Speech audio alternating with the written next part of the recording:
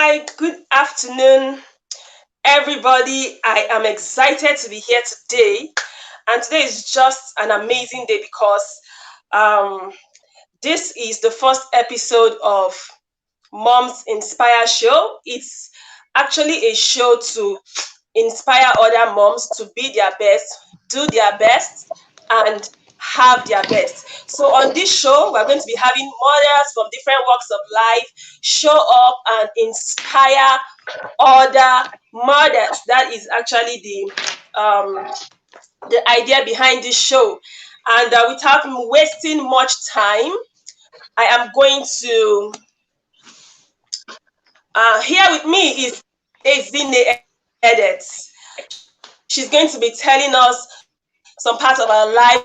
She's going to be inspiring us this afternoon. And before I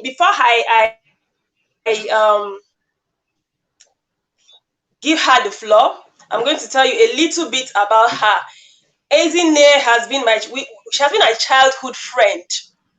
We actually grew up in the northern part of Nigeria together, part of the world, but Facebook brought us together again.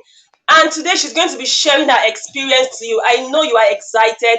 If you are excited, I want you to drop excited in the comments. If you are watching us live, tell us how excited you are about this show. And if you're catching the replay, drop a replay in the comments. If this is your first time of joining us live, drop a first time in the comments. So I'm going to be going over to Ezinne with my very first question. Okay. Who is Ezinne Edet? Ezinne Edet, who are you? Let us know who you are. Thank you. Okay, so thank you for having me, Tammy. Thank you for having me on your show. And as your first guest, yay! Okay, so Ezinne Edet is a creative writer and editor who works with writers, struggling and newbie writers, and helps them to find their voice, even if they've given up on themselves. So basically, that's what I do. So a struggling writer is someone who wants to write but doesn't know how to go about it. Somebody who is new on the writing journey and wants to know how to navigate the writing space. Somebody who has written a book and is struggling with self-doubt or imposter syndrome and doesn't know how to go about publishing it, or is wondering if what he or she has written is good enough. A struggling writer is also somebody who is struggling with the so-called writer's block. Struggling writer is somebody who doesn't know how to go about writing a book, has a book idea, but doesn't know how to go about it. So these are basically the people that I work with, and I help them to go from struggling writers to confident writers. So that's what I do in a nutshell. Amazing. So if you are watching us right now and you actually love writing, but you think you can't write, Ezinne is actually your go-to. Presently, my daughter is under her coaching. So if you want your children to know how to be good writers, or if you want to move from being a struggling writer to a professional writer, Ezinne Edet is your go-to. Thank you so much for that introduction. So Ezinne Edet, what makes you so passionate about what you do? Because I see that you are so passionate about this writing thing and storytelling and everything. So what makes you so passionate about what you do right now? Okay, so when I introduced myself, I forgot to say I'm a mom of 3 girls, 3 children, and a wife to 1 husband. Okay, so basically what makes me passionate about what I do is first and foremost my family.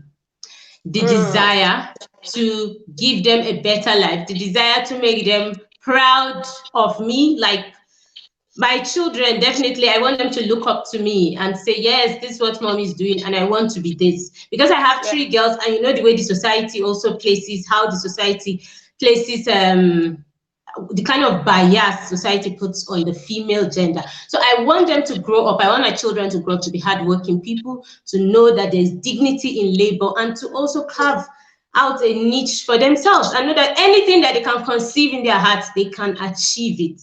So the fact that you're a woman or you're a lady or you're a girl doesn't mean that you should just jettison your dreams and not go ahead and chase them. So I want to set an example for my children, for them to look up to me and know that, yes, mommy could do it. I can do it also. And also, my desire to help struggling writers is one thing that makes me passionate, because I know what these people are going through because of my own personal experiences. Starting out as a writer, it was not so easy for me. I know how I struggled to navigate the online space and then the writing space. And I know what I needed to do, the things I needed to do, the people I met along the way, and how they helped me to get to where I am today and even to where I am going to. So it's just that desire to help struggling writers to move on their writing journey, to let them know that they don't just have to remain where they are. They can make progress, they can become successful. Everything that they see their role models do, that they see their coaches do, that they see their mentors do, they can also achieve these things and more. So this is just what drives me. This is what pushes me. That's just about it. Yes. Awesome. Thank you so much. I love the points you raised where you said you are passionate about what you do because of your family. Family is actually very important. And the fact that our children look up to us, I think that is legacy. Legacy is not just money. Or do you think legacy is just money? No, I don't think so. No, right. Legacy is not just money. Legacy is what your children see and they desire to be because they see that their mom can do it. So if you are a mom watching us this afternoon, I want you to know that you can do anything. Like she said, you can do all those things that the coaches and the mentors you look up to, you can do it. Not just because of you, but because of the children that are looking up to you, and because you want to give your family a better life. I'm sure we all want to have a better life for our family, and also the desire to help other people become better. Thank you so much, Ezinne. Thank you. So my third question for you is, yes, you mentioned that you are a mom of 3 beautiful, amazing girls.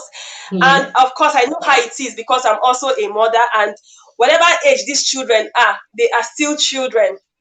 So I want you to tell us how you are able to walk around your kids, because I know you work from the comfort of your home, and at the same time you have to take care of the kids, take care of the home, husband, your business and everything, because I know you do a lot of things. So how are you able to do all this around your kids? Okay, first and foremost, I want to say that many people think when you just hear working from home, it's like you are at home, you are comfortable, but you are working. But I think that if you change that notion and say you are staying at home, but you are working, the emphasis then will be on the working. Though you are staying at home, but you are working. So it's not really that you are just comfortable and you don't have anything bothering you. First and foremost, I think how I've been able to go around it is that my family is very supportive. That's my husband. He's very supportive. He has been one person who is always there to help me. For example, I'm here now on this chat. He's helping me to look after the girls so that they don't just come running here and then you'll just see an uninvited guest in this live broadcast. So also, you know, with the COVID thing, because of all the crises around the world, so he's been also working from home, and we've been able to, you see, draw a kind of schedule around our work so that when this person has to be in a meeting, the other person can sit with the children and ensure that they don't make noise or interfere with the meeting that the person is having. So that's just it. First and foremost, I have a supportive husband who helps me with my children. And then also with the children, I've been able to make them, like, to train them in a way that they are kind of independent. So they are not dependent on me 100%. My first daughter is 7, the second one is 5, and then the other one is 3. Even the one that is 3, she knows how to help herself around some things. I just make sure like the whole place is safe so that she can help herself to do some things. Like she can, like maybe I want to bathe them, she can go and get her clothes herself. She knows how to get them because I just made it accessible in a place where she can reach, you know, and just get it. I didn't put it a place that is beyond her reach. She knows where her shoes are. She can go and get her shoes herself. So there are some things that I don't need to stress myself to do. I just train them to know how to do it themselves. My first daughter, who is 7, she can go and put, like she wants to take maybe bread and butter or something, she can put the butter herself. She can help the younger ones if they also want to do that. So it's just all about training them. So I kind of trained them in a way that they are independent. They are not totally dependent on me 100%. It's not like they are not dependent on me. They are, but there are some things I don't need to stress myself about. I just have to tell them to help themselves and do it themselves. Then also I have also learned to plan and schedule. My alarm clock is one of the tools that I use to plan. Whenever I know that I'm having any meeting or anything, any call, I just set my alarm like 30 minutes before the time so that my mind is prepared and I'm prepared emotionally and every way to get ready for whichever meeting or anything that I have. So this is just the way that I've been able to, work around working from home, working with my children, working with the family and stuff like that. So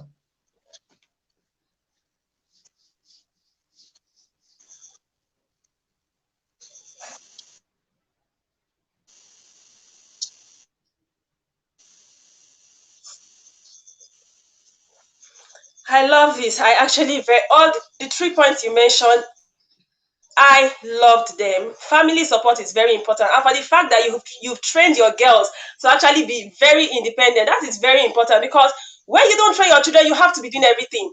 Even when they are of the age yes, when they can do a certain thing, you have to be doing it. exactly. When you train them to be independent, you're going to keep it up. And for moms too, you can help you. I know what I'm talking about, because I have also done that to my girls, and my God, I am at this life now. I have to go, and there's a recipe we want to try out. I have to go and do it. So it's good to train your kids to be very independent. Thank you Yes, so much. Yeah, the next question is somehow related. How do you yes, organize your day as a mom? Yes, I want to talk about this. How do you organize your day? Because as a mother, you can wake up, you might have plans, but before you know it, the plans the are gone, day is and you'll be over. overwhelmed. You'll be overwhelmed. You'll be anxious. You want to flog yourself for not being able to meet up with your goals and the rest. So please tell us how you are able to organize your day as a mother and as a mother in business.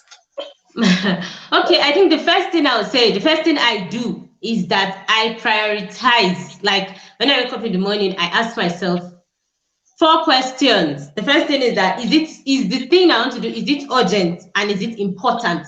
If it's urgent and it's important, I will do it.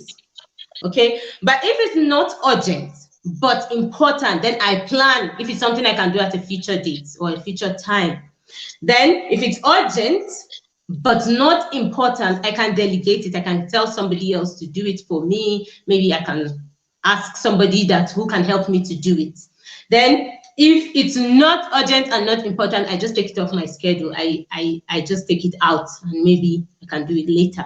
So these are the first things I do. So it helps me to be able to handle those things that are important first and push down those things that are not so important and not so urgent underneath. And as a mom, before you know it, something can just come up unplanned. You might have your day planned out like in your head, but the reality may not just be what you have. So before you know it, one child has come to interfere with your day, or anything can happen. Anything can happen. The child can just fall down, injure himself. Now you have to nurse the child. Now that one was not in your schedule, but you have to put it in your Yeah. schedule.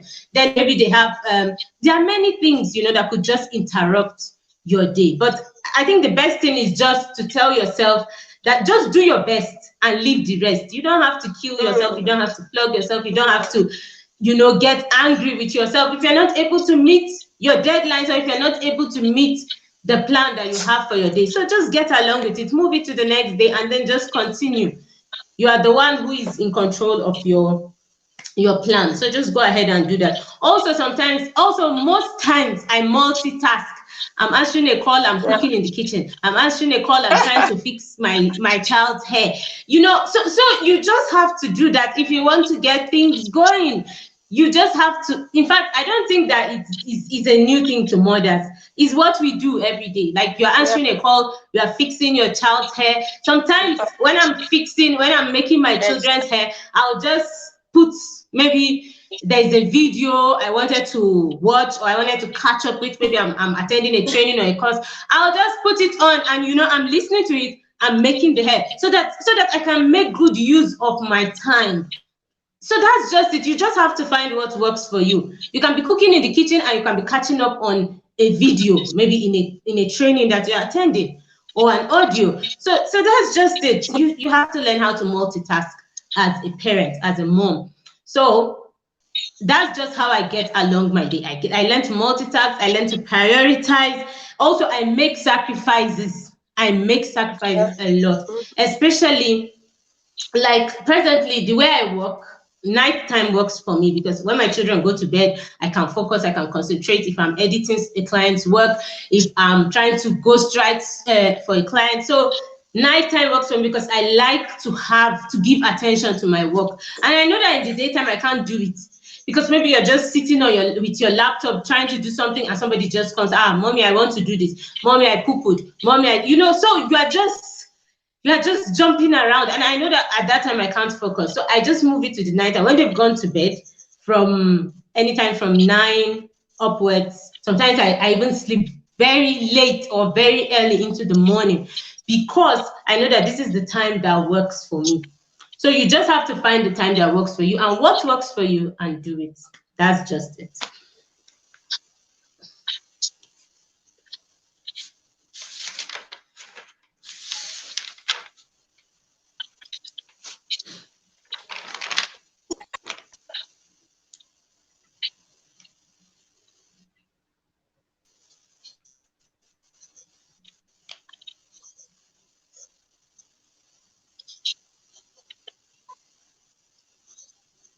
Yeah. Awesome. Thank you so much. There's a point buttress from we cannot control. So don't put your focus on things you can't control. Put your focus on things you can control. That's why it help you. Thank you so much, Ezinne Edet. And to my fifth question, I know we all have challenges. As mothers, we have challenges. Even if the question I have for you now is, how have you been able to overcome those challenges you had in the past? And how are you overcoming the ones you have presently? Okay, to be frank and to be very, very honest, I have not overcome any challenge. Like, I just learned to cope with them. I've not overcome. Because you cannot, every day comes with its fresh challenges. That's the truth, especially as a mother. Every day comes with its fresh challenges. So I can't really say that I have overcome them. The only thing is that I have developed coping mechanisms around them. That's just the truth. So I have not overcome any challenges. I just learned to deal with everyone as it comes every day, and I've learned to cope and to anticipate that anything can happen. So just be ready. That's just it. I love that. So we should not allow any challenge drown us, but we should learn to cope with the challenge. So mothers, most times when you have these challenges, don't say, oh, because of this challenge, I don't think I can do this thing again. No, learn to cope with the challenge and learn to rise above it. Thank you so much. I love that. And to my sixth question for you, and this is where I want you to hit the nail. What words do you have? What word of advice do you have for mothers out there? Because we have a lot of people who are watching and those that also catch the replay. Thank you for those that are liking this video right now and those that are commenting. So please give the viewers a word of advice. Thank you. Okay, for moms who are watching this live now, this live broadcast or catching the replay, what I would say to you is just learn what works for you. First of all, learn what works for you. What works for me may not work for you. So know what works for you and do it. Just do what works for you. Secondly, the fact that you're a mother does not mean that you should push off your dream. You should jettison your dream. You should push it aside. Learn to work as a mom and also pursue your goals, pursue your dreams. I believe there are many things that you had in mind before you even got married. There are many anticipations. There are many things you wanted to do. Don't throw away your dreams because you're now a mother, because you're now a wife. Pursue your dreams. There's a lot you can achieve. There's a lot, I tell you, that you can achieve as a woman, as a mother, as a wife. There's a lot you can achieve, and there are many people achieving these things. So look at them, find out what they are doing, know what they are doing right, and go ahead and do it. You can do anything that you set your mind to do. That's the truth. Thank you so much. So mothers, you've heard today, don't say because you are a mother You have to go and keep your dreams in the cupboard. No, be a mother and be a world changer. Start from where you are. You can do whatsoever you have. You want, you can achieve whatsoever you want to achieve. So don't, please, don't put your dreams. Don't say because my husband, my children, oh, let me wait till my children they are 15 years old, they are teenagers before you begin. Time will have gone. So start now, start imperfectly, and let's get this going. Thank you so much. And this is my last question for you, Ezinne Edet. If you had all the money you needed, like right now, if you had all the money you needed in this world, what would you be doing right now?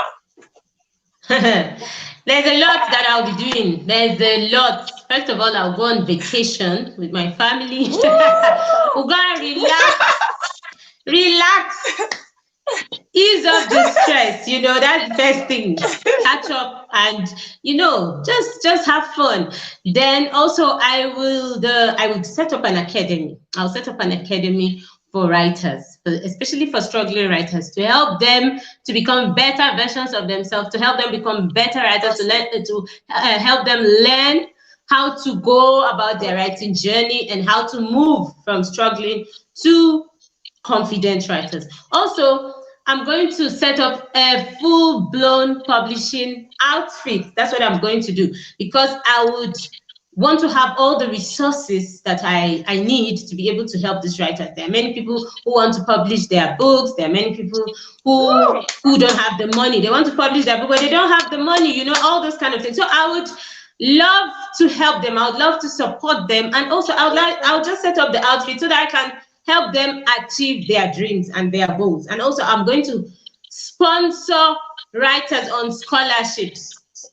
There are many writers, like even in the rural areas, but they don't know how to move or how to make progress because they feel that they don't have the money, you know. So I'll sponsor them. Why not? I'll sponsor them on writing courses. I'll sponsor them in my own academy. I'll give them scholarships so that they can have the best life as a writer. So that's basically what I'll do. Children also, because I also have a passion for children writers who maybe they don't have support from their family, or their family is not able to support them because they don't have the means. So I'll also sponsor them on scholarships, train them, and help them to achieve their dreams. That's just what I'm going to do in a nutshell. That's all I'm going to do.